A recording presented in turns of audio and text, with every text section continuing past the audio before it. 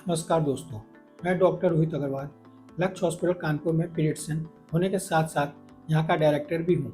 मैं पिछले 13 सालों से बच्चों की देखभाल कर रहा हूँ और मेरे जीवन की सबसे बड़ी खुशियों में एक ये रही है कि मुझे हजारों न्यूबॉर्न बेबीज़ की केयर करने का अवसर मिला है।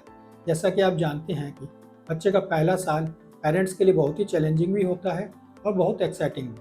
कई बार बच्चा लगातार रोता है, कान पकड़ता है, पैर ऊपर करता है या अलग अलग तरीके की आवाज़ें निकालता है। ऐसे में पेरेंट्स को ये समझ नहीं आता कि बच्चा क्या कहना चाहता है। दरअसल शुरुआती महीनों में रोना बच्चों को अपनी बात समझाने का सबसे बड़ा माध्यम होता है। बच्चा भूखा है, नींद आ रही है, डिस्कम्फर्ट है, गैस है या पेन या अटेंशन की ज़रूरत को व्यक्त करने के लिए भी बच्चा रोता है। लेकिन ये समझना बहुत ज़रूरी है कि हर बच्चे का रोने का पैटर्न अलग अलग होता है, इसलिए किसी एक आवाज़ या जेस्चर्स को देख के तुरंत फाइनल कंक्लूजन नहीं निकालना चाहिए। सबसे पहले बात करते हैं बच्चे के रोने की। पहले 4 महीनों में बच्चे अपनी ज़रूरतों को लेकर रो कर बताते हैं। कुछ कॉमन क्राइंग पैटर्न होते हैं जिन्हें पेरेंट्स धीरे धीरे पहचानना सीख सकते हैं। पहला है कॉलिंग क्राई। कभी बच्चा लगभग 5 से 6 सेकंड तक रोता है और फिर कुछ समय के लिए शांत हो जाता है। अगर उसे रेस्पॉन्स नहीं मिलता है तो वह फिर से रोना शुरू कर सकता है। कई बार इसका मतलब हो सकता है कि बच्चा अकेला महसूस कर रहा है और उसे आपके अटेंशन या कंफर्ट की ज़रूरत है। ऐसे समय पर बच्चे को गोद में लेना, उससे बात करना या उसे जेंटली कंफर्ट देना मददगार साबित हो सकता है। दूसरा है हंगर क्राई। भूख लगने पर बच्चा शुरुआत में हल्का रो सकता है, लेकिन अगर फीडिंग में देर हो जाए तो रोना जल्दी जल्दी तेज और परेशान करने वाला हो सकता है। बच्चा सिर को इधर उधर घुमा सकता है, मुंह से चटकने जैसी आवाज़ें कर सकता है, हाथ मुंह की तरफ ले जा सकता है या जब बच्चे के गाल या मुंह के कोने को सहलाया जाता है तो वह सहज रूप से अपना सिर स्पर्श की ओर घुमाता है, मुंह खोलता है और दूध पीने के लिए तैयार हो जाता है। ये संकेत हो सकते हैं कि बच्चे को फीडिंग की ज़रूरत है। तीसरा है पेन क्राई। अगर बच्चे का रोना बहुत तेज, लगातार, अनयूजुअल लगे या वह बार बार छोटे समय के लिए लेकिन बहुत तेज रोए तो वह दर्द या बीमारी का संकेत हो सकता है। अगर बच्चा बहुत ज़्यादा रो रहा है, दूध नहीं पी रहा है, बहुत सुस्त है, फीवर है, सांस लेने में परेशानी है या आपको कुछ भी अनयूजुअल लग रहा है तो पीडियाट्रिशियन से तुरंत संपर्क करना चाहिए। चौथा है फिजियोलॉजिकल क्राई। बच्चे को गैस, पॉटी, यूरिन या कॉन्स्टिपेशन की प्रॉब्लम है या पेट में कोई भी डिस्कम्फर्ट है।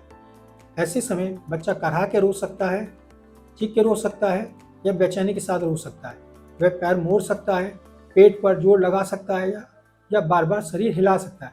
ऐसे में पेरेंट्स डायपर चेक कर सकते हैं, दूध पिलाने के बाद डकार दिला सकते हैं और ज़रूरत होने पर डॉक्टर की सलाह ले सकते हैं।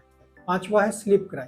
कई बार बच्चा बहुत थका हुआ होता है लेकिन खुद को शांत करके सो नहीं पा रहा होता है। ऐसे समय उसका रोना परेशानी से जोर से रोना जैसा हो सकता है।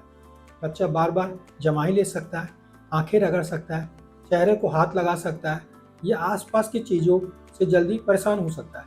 ऐसे समय रूम को शांत और डिम रखें तथा बच्चों को आराम से स्लीप रूटीन की तरफ ले जाएं। छठा है डिस्कम्फर्ट क्राई। अगर बच्चा बहुत इरिटेटेड लग रहा है, आर्म्स एंड लेग्स तेजी से हिला रहा है, अपनी पीठ को मोड़ रहा है या लगातार बेचैन होकर हिलना डुलना कर रहा है तो डायपर, कपड़े, रूम टेम्परेचर या किसी फिजिकल डिस्कम्फर्ट को चेक करना चाहिए। हो सकता है बच्चा बहुत गर्म महसूस कर रहा हो या बहुत ठंड लग रही हो उसको, उसका डायपर गीला हो। सातवां है बोर्ड या ओवर स्टिमुलेटेड क्राई।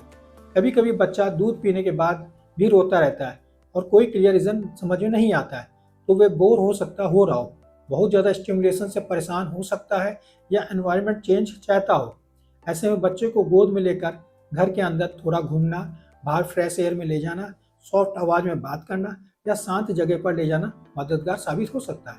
अगर बच्चे का रोना बहुत ज़्यादा है, वो दूध नहीं पी रहा है, फीवर है, बार बार उल्टी हो रही है, सांस लेने में परेशानी है, बच्चा सुस्त है या आपको कुछ भी असहज लग रहा है, ऐसे में तुरंत पीडियाट्रिशियन यानी बच्चे को डॉक्टर को तुरंत संपर्क करना चाहिए। हर बच्चा अलग होता है। समय के साथ पेरेंट्स अपने बच्चे के crying pattern, feeding quiz, sleep quiz और बॉडी लैंग्वेज को बेहतर तरीके से समझने लगते हैं। धैर्य रखें, बच्चों को ऑब्जर्व करें और ज़रूरत पड़ने पर डॉक्टर की सलाह जरूर लें। मैं हूं डॉक्टर रोहित अग्रवाल। मिलते हैं अगले वीडियो में आपसे।